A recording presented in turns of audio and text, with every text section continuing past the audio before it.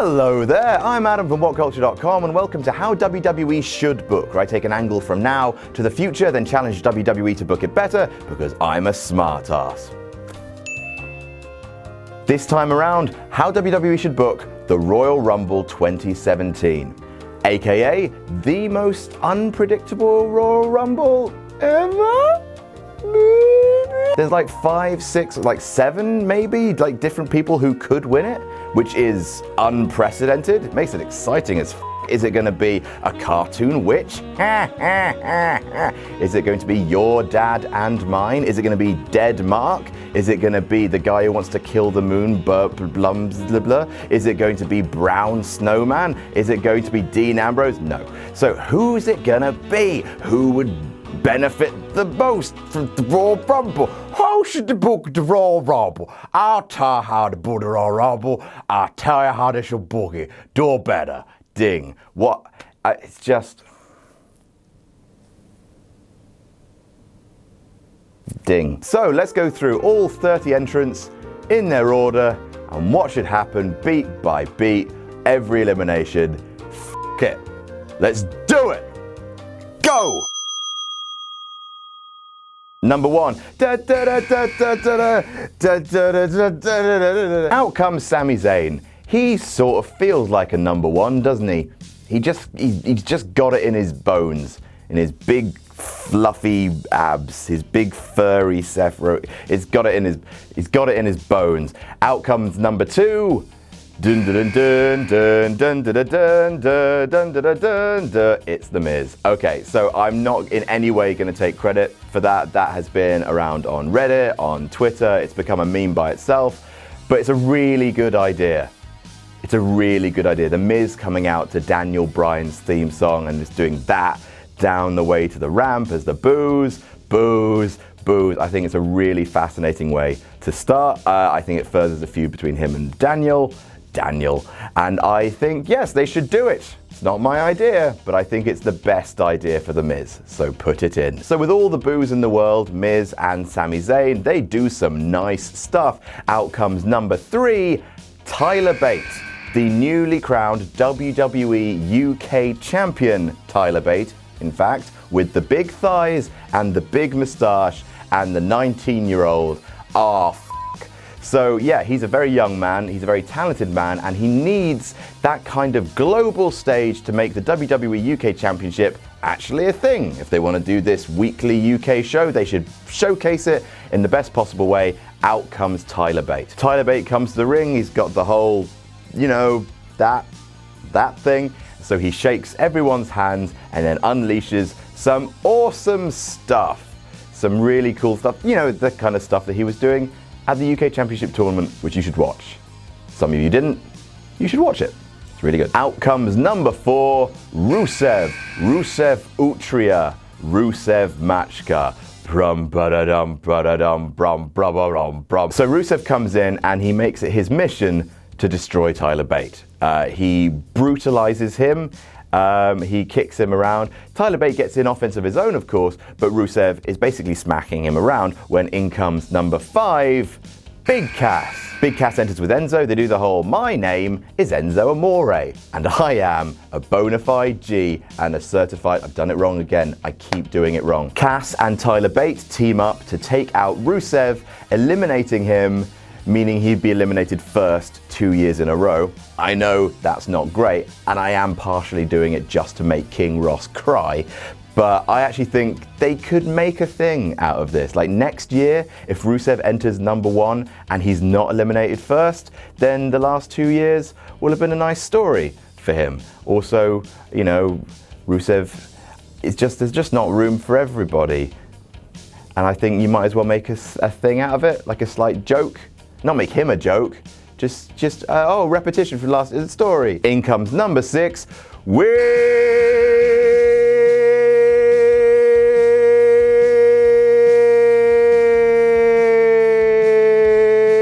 it's the Big Show. How could anyone eliminate the Big Show?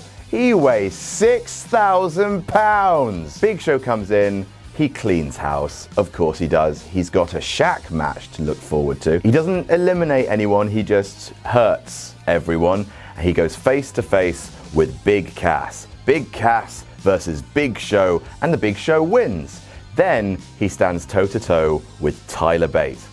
And you got a nice David, you got that nice thing going on. And Tyler Bate uses fancy footwork and a bit of that old roughhousing to survive the Big Show. Then enters number 7, TJ Perkins. Did I do good? Did I do good there, YouTube? Was that a good one? I hope so. If I dab bad, my dad will hit me. So then we get Cass hitting a big boot on the Big Show, who staggers a little bit. TJ Perkins hits a springboard dropkick to the Big Show, who staggers a little bit. Sami Zayn hits a haluva kick to the Big Show, who's in the ropes now. Then Tyler Bate tells Big Cass to pick him up. He does, and then Big Cass throws Tyler Bate into the Big Show, who is then eliminated. Tyler Bate hanging on to the apron, and everyone's like, hey, cool! And then immediately The Miz eliminates Tyler Bate by knocking him off the apron. Boo. But still, I think a great introduction to Tyler Bate knocking off the Big Show. Number 8, Dolph Ziggler is here. He's here to show the world. He's here to show the world. And he's got a super kick for everyone. Super kick, super kick, super kick, super kick. He goes for a super kick on Big Cass. Big Cass dodges it, hits Dolph Ziggler with his own big boot, and then he runs to take out Dolph Ziggler, who low bridges, and Big Cass is eliminated. Just a little bit of heel heat for Dolph Ziggler there, attacking someone who fans actually like. And then out comes Rusev after Big Cass has been eliminated to batter him around to try and get some of his heat back and continue that feud. Then enters number 9, Apollo Crews. Yeah, it's just, I really feel bad for what they've done with Apollo Crews. He's really good. Let's give him a nice thing. He comes in and hits his spinning sit-out powerbomb on Dolph Ziggler, who just sells it like he's been shot by a cannon. And then as soon as he gets up and celebrates, Sami Zayn haluva kicks him out of the ring. I'm sorry, it's just, look, you need a couple of really shock, quick eliminations, and Apollo Crews has no momentum right now. And Sami Zayn, if he's going to be the Iron Man, he needs pockets of really cool stuff to do. And I'm sorry. It would be fun though. I'm sorry. Then at number 10, I mean, they're not going to because they're mean, but it should be Ty Dillinger. 10, and everyone loses their shit. I mean, sure, they'll be chanting the 10 thing for the rest of the match. It might ruin it, but it doesn't matter because Ty entering at number 10, it's just perfect. And sometimes things are predictable for a reason. They're just nice things, nice little gags, nice little conceits. They just should happen. Ty enters at number 10. Ty and Dolph Ziggler immediately get into it because I imagine Ty and Dolph Ziggler would be a fantastic feud. Sami Zayn tries to get involved. Dolph Ziggler hits a super kick on him and Ty Dillinger mimes 6, 6, 6. And then he hits Dolph Ziggler with his own super kick and then slowly mimes. Number 11, it's the man with the plan, it's the Brian Kendrick. He comes to the ring with his adorable pirate flag and he immediately goes after TJ Perkins. He low blows TJ, he wraps the flag around his head and he uses it to throw TJ Perkins straight out of the ring and then does that to the hard camera because he is a man and he has a plan. Then the Brian Kendrick and Sami Zayn have a lovely sequence because I believe that they are capable of beauty together. Ziggler hits both men with zigzags and then The Miz sneaks up behind him for a skull-crushing finale. The Miz is the only man left standing in the ring and he gestures up the ramp. Come on, it doesn't matter who it is. It's Braun Strowman. Nope. Miz immediately rolls out of the ring, just gets down, out he goes, just like, can't be arsed with that. Cannot be asked with that. So out at 12, it's the abominable Strowman. And yeah, he's got to eliminate a bunch of people. He's got to. He eliminates the Brian Kendrick, picks him up, and pitches him. He also eliminates, even though he gets some offense in, Ty Dillinger. Boo, boo, boo. Dolph Ziggler hits him with a super kick. He hits him with another super kick. And then Braun Strowman picks up Dolph and throws him over the top rope, eliminating 3 men in one go. Then out comes number 13, Kofi Kingston. Oh, San Antonio, don't you dare be sour. Clap. I'm not going to do the whole thing. Not going to do it. Not going to do it. Kofi gets up on the apron and he springboards in and he bounces off Braun Strowman. Braun Strowman batters Kofi Kingston around a little bit, then he picks him up and he throws him over the top rope so that Kofi Kingston lands on the barrier and he just grabs it. He Spider-Mans onto it like John Morrison did. He just grabs onto the barrier and then he pulls himself up, he sits on the barrier and he's like, okay, I'm on the outside now. So we got Kofi on the outside, we've got Miz still on the outside being a chicken heel, and we've got the only man left in the ring is Sami Zayn. Zayn versus Braun Strowman. So these two go at it. I love watching Zayn and Strowman wrestle. I think they're impeccable together.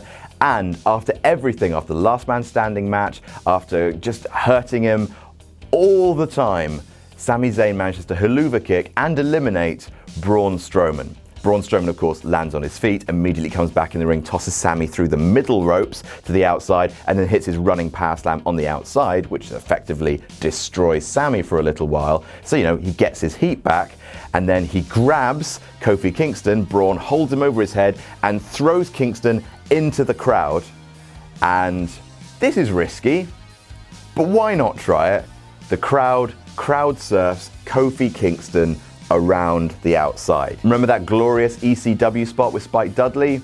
That, basically. So the crowd are carrying Kofi Kingston round. Kofi stops them. He directs them to a point of the barrier. They put him back. He jumps on Brian Kendrick's still prone body, or Sami Zayn's, or whoever's still devastated on the outside, hops on him like a stepping stone, hops back on the apron, and hops back into the ring. Kofi has avoided elimination once again. Then out comes number 14, R-Truth, the worst man alive, bringing nothing but horror in his wake. He grabs Miz, hey, remember the awesome Truth? Throws him into the ring, hits a move on him, then tries to pin him, because he's a f***ing idiot. That's his whole thing. He's a f***ing idiot. He gets a nice Trouble in Paradise from Kofi, and that makes me happy. Out comes number 15, Kalisto, who does some lucha things. On the outside, we have Sami Zayn unconscious. On the inside, we have Kalisto, Kofi, R-Truth, and The Miz. Then, number 16 is Goldberg. Dadberg. Gold Dad. And, well, everyone dies. Everyone dies. Apart from Zayn, who is on the outside, Goldberg spears everyone. Everyone. He picks up Kalisto, and I'll see you f***ing later. The Miz eats a spear and reacts like he's just been hit by a boat. R-Truth takes the full jackhammer.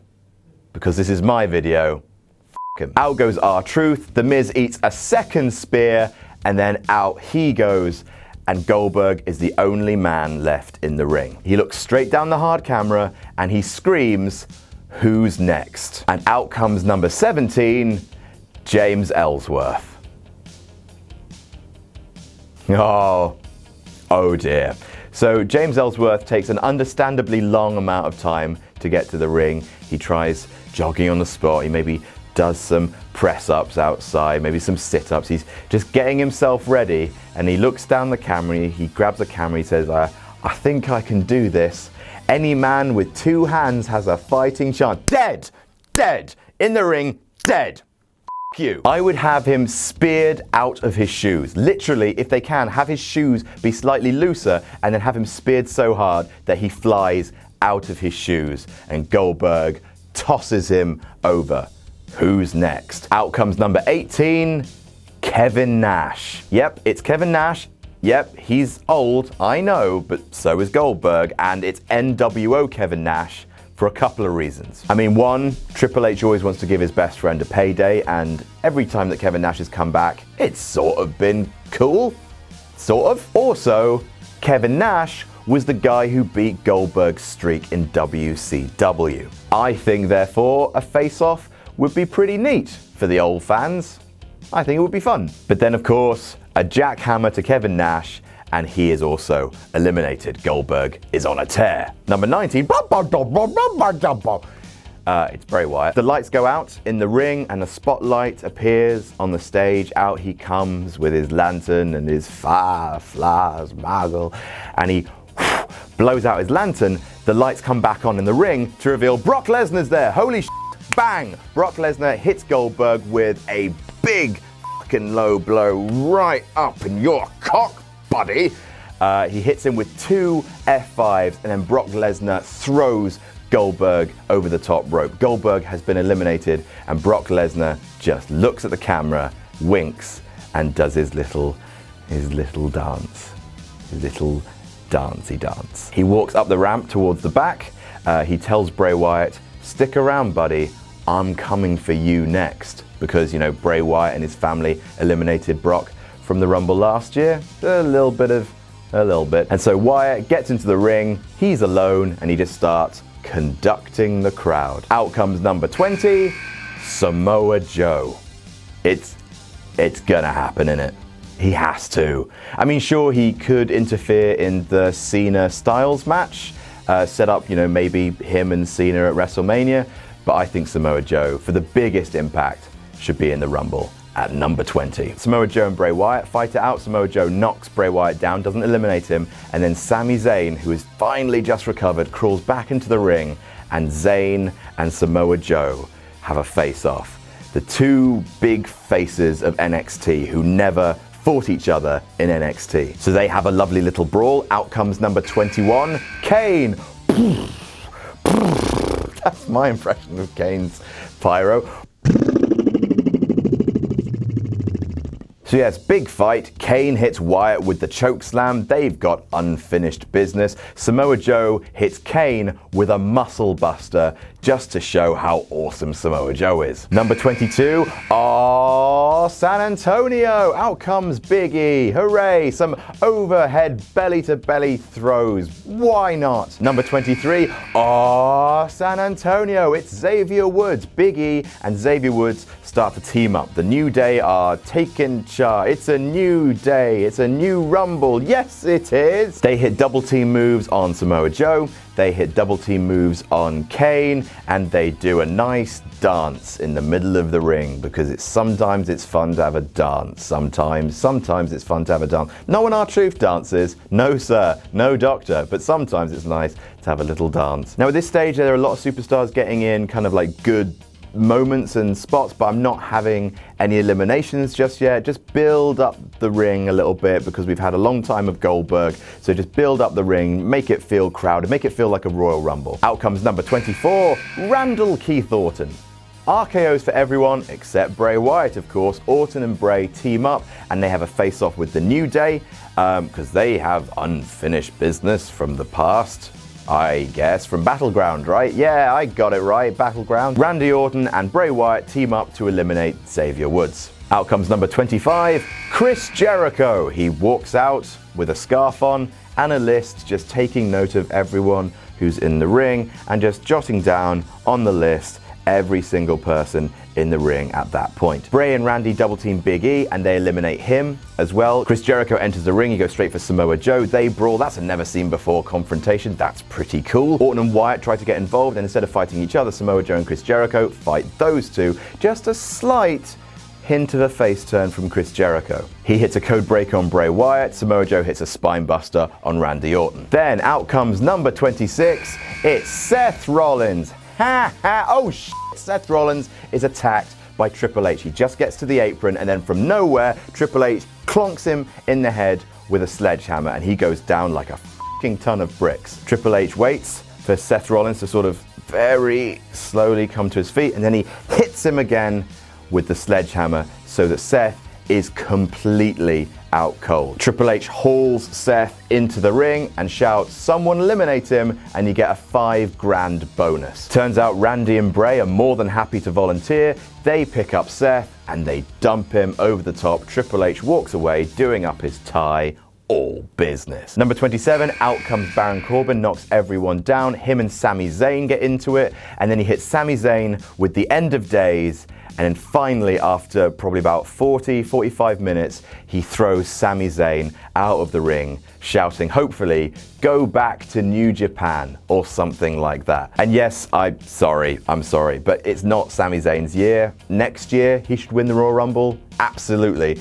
This year, it's not his year, and Baron Corbin could do with that horrible, horrible heat. Then Baron Corbin and Samoa Joe come to blows. They've got unfinished business from TakeOver Brooklyn. Baron Corbin manages to knock Samoa Joe down. Then Orton hits the RKO on Baron Corbin, but then Joe throws Randy Orton out of the ring. So out comes 28, Dean Ambrose. He scoots down to the ring like the wacky son of a bitch that he is. He enters and immediately hits Jericho with the Dirty Deeds. Baron Corbin tries to hit him with End of Days, but he counters that into another Dirty Deeds and throws out Baron Corbin. See ya, bye, get a haircut. So in the ring is Jericho, Ambrose, Wyatt, Kane, and Joe. In comes number 29, Brock Lesnar. Well, here comes the pain. It's suplexes for everybody because you've all been very good this year. Suplex to Ambrose, suplex to Kane. He gets up Chris Jericho for an F5. Kevin Owens, who is still champion in this booking, he is still the Universal Champion,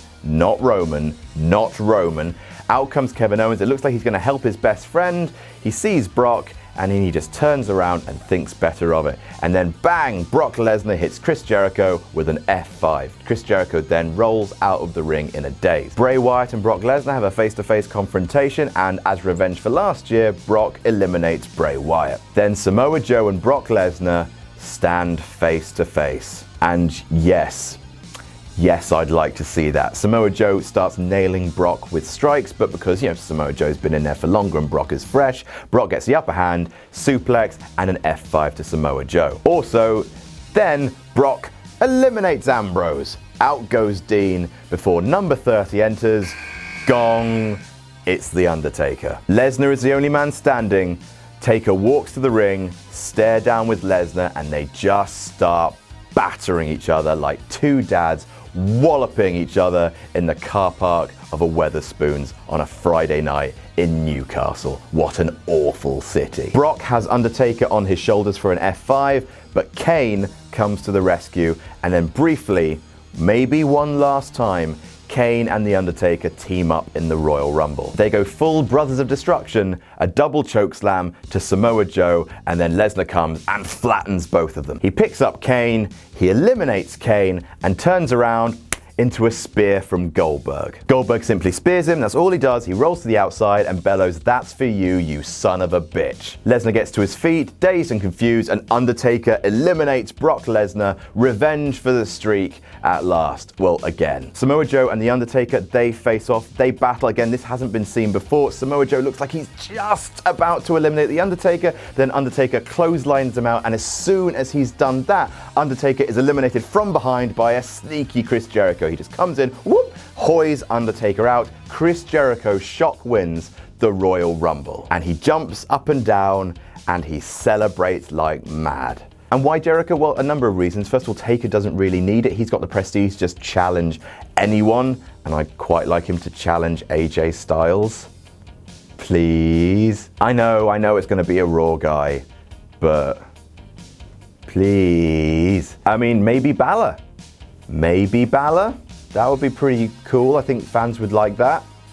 I mean, they'd fight because let's see who's the spookiest. Maybe the feud could do with a bit of work, but I think that would be a pretty interesting matchup. Again, you don't need Taker to win the Royal Rumble to do that. Strowman was a possibility. 'Cause there's rumors of him going up against Roman Reigns, but I think Strowman Reigns would be better being fought for the US title. I'm hoping, just because I don't think fans I think would be interested in that experiment, that match, Roman versus Braun, but not if the future of who's the world champion is in the battle. Because, fight for the US title, it'll make it feel like it's worth a damn.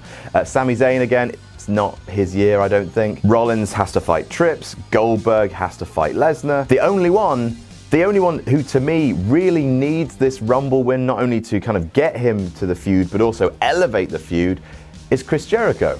Chris Jericho and Kevin Owens, I think, if given the right booking, could be a proper main event caliber feud for the Universal title.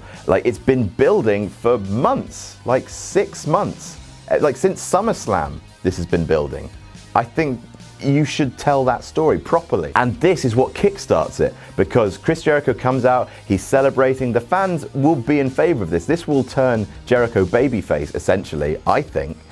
And then out comes Kevin Owens, just to cement Jericho as a babyface. He attacks Jericho and he gives him the powerbomb onto the ring apron, injuring Jericho for a while.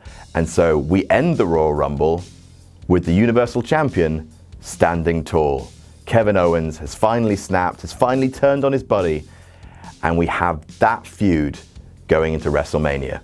So that is how I would book the 2017 Royal Rumble. Do you disagree? Who would you like to see win instead? Let me know in the comments. Don't forget to like, share, and subscribe. You can follow me on Twitter here. I'm Adam from WhatCulture.com, and I'll see you soon.